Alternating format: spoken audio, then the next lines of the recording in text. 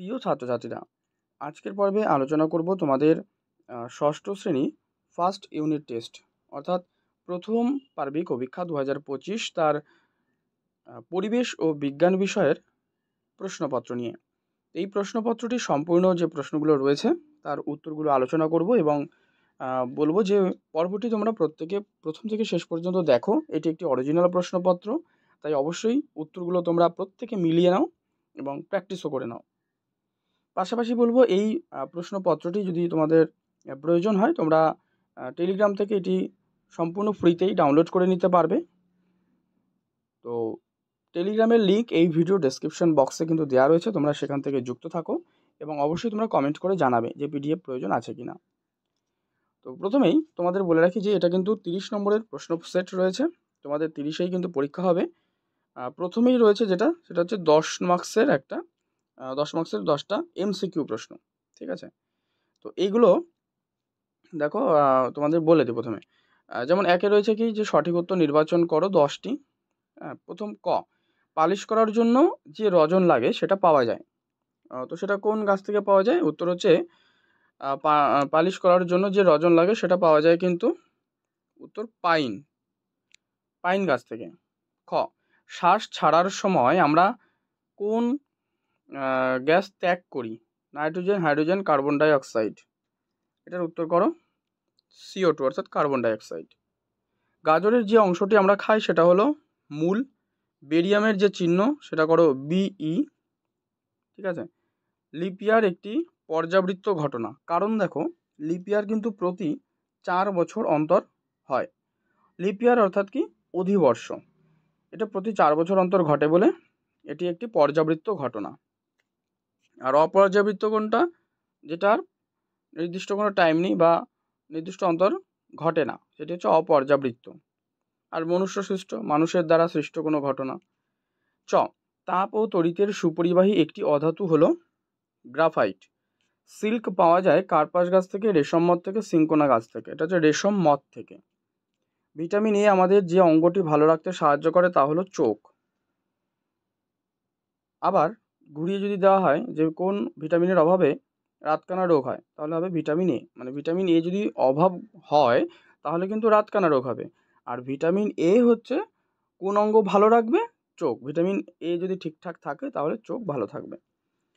ঝ, একটি পরজীবী উদ্ভিদের নাম, পরজীবী কিন্তু স্বর্ণলতা। পাউরুটি বানাতে যে এককোষী ছত্রাক লাগে সেটা হলো ইস্ট। আচ্ছা, কুইনাইন পাওয়া যায়, উত্তর করো সর্পগন্ধা। এটা করো সর্পগন্ধা, বাসক নাকি সিঙ্কোনা গাছের ছাল। উত্তর করবে এখানে যে সিঙ্কোনা গাছের ছাল। নেক্সট, দুদাগে রয়েছে স্তম্ভ, বাম স্তম্ভ আর ডান স্তম্ভ। এটাও বলে দিই দেখো বিভিন্ন কালি দিয়ে। এখানে 5টা কিন্তু তোমাদের দেওয়া রয়েছে, ঠিক আছে। উত্তরগুলো বলছি, দেখে নাও। প্রথমে রয়েছে তরল ধাতু। তরল ধাতু কোনটা? এটা করবে পারদ। নেক্সট, হাইড্রোজেন অণু, এটা করো H2। নেক্সট রয়েছে ম্যাগনেশিয়াম, Mg। বই বাধাই করা হয় গদের আঠা। এবং রাসায়নিক সার, এটা হচ্ছে ইউরিয়া। এই হচ্ছে তোমাদের 5 নম্বর। এরপর রয়েছে দেখো 3 দাগে যে কোনো 5টি করো। বলছে জল কি কি মৌল নিয়ে গঠিত? জল কিন্তু মূলত দুটো হাইড্রোজেন এবং একটি হচ্ছে অক্সিজেন, ঠিক আছে। H2 অর্থাৎ দুটো হাইড্রোজেন এবং একটি অক্সিজেন নিয়ে কিন্তু গঠিত। ক্ষয় রয়েছে ভৌত রাসায়নিক পরিবর্তনের দুটো পার্থক্য। দেখো ভৌত যে পরিবর্তন অর্থাৎ পদার্থের আকার আকৃতি বা অবস্থা পরিবর্তন হয়, আর রাসায়নিক পরিবর্তনের ক্ষেত্রে কিন্তু অপরিবর্তিত থাকে। মন্থর ঘটনা কাকে বলে? মন্থর মানে ধীর গতি সম্পন্ন, মানে যে ঘটনা ধীরে ধীরে বা অনেক সময় ধরে ঘটবে তাকে এই মন্থর ঘটনা বলে। এর একটা উদাহরণ লেখো যে শুঁয়োপোকা থেকে প্রজাপতি হওয়া, ঠিক আছে। 4, পরাগ মিলন কাকে বলে?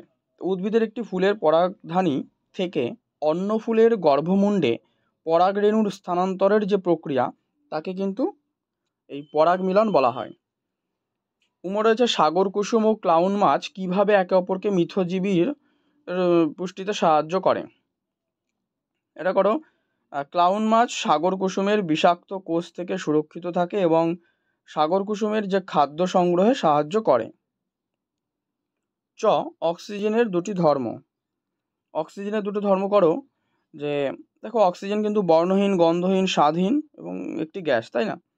তো এটি একটি অধাতু, এবং এর আণবিক সূত্র হচ্ছে O2। ও তারপরে কি অক্সিজেন দহন প্রক্রিয়ার জন্য অপরিহার্য। এগুলো লিখে দিলে, তিনটে বলে দিলাম। এরপরে হচ্ছে পরিস্রাবণ প্রক্রিয়া কাকে বলে, এটা ভালো করে বুঝে নাও। পরিস্রাবণ হচ্ছে একটি মিশ্রণ থেকে যখন তরল এবং কঠিন অংশকে একটি বিশেষ ফিল্টার বা ঝিল্লির মাধ্যমে আলাদা করার যে প্রক্রিয়া, সেটাকে পরিস্রাবণ বলে। কিন্তু এর সাথে আরও একটা প্রশ্ন দিয়েছে, অবশেষ কি? অবশেষটা মনে রাখবে দ্রাব। অর্থাৎ এই যে পরিস্রাবণ পদ্ধতিতে দ্রবণকে ফিল্টার করার পর দেখবে ফিল্টার কাগজের উপর পড়ে থাকে যে কঠিন পদার্থ, সেটাকে কিন্তু দ্রাব বলে বা অবশেষ বলে। ঠিক আছে। এরপরে চারদিকে তোমাদের আরও দুটো রয়েছে 5 মার্কসের, যার মধ্যে একটা তোমায় করতে হবে। তো প্রশ্ন হচ্ছে এখানে ধাতুর তিনটে ধর্ম, যে কোনো দুটো ধাতুর নাম লেখো এটি, অথবা ক্ষয় আরেকটা প্রশ্ন দেওয়া রয়েছে যে পরমাণু কাকে বলে, কার্বন ডাই অক্সাইড কোন কোন মৌলের অণু দিয়ে তৈরি, নাইট্রোজেনের চিহ্ন কি, N2। ঠিক আছে। তো যাই হোক, এই হচ্ছে তোমাদের সম্পূর্ণ প্রশ্নপত্রটি আমি আলোচনা করলাম। অবশ্যই তোমরা পর্বটা ভালো করে কিন্তু প্র্যাকটিস করে নিও, এবং তোমরা এই যে প্রশ্ন সেটটি ফ্রি PDF পেয়ে যাবে টেলিগ্রাম থেকে। তার জন্য অবশ্যই তোমরা প্রত্যেকে কমেন্ট করে জানাবে। পর্ব ভালো লাগলে লাইক করে দিও, শেয়ার করে দিও। চ্যানেলে নতুন হলে অবশ্যই সাবস্ক্রাইব করে রাখবে।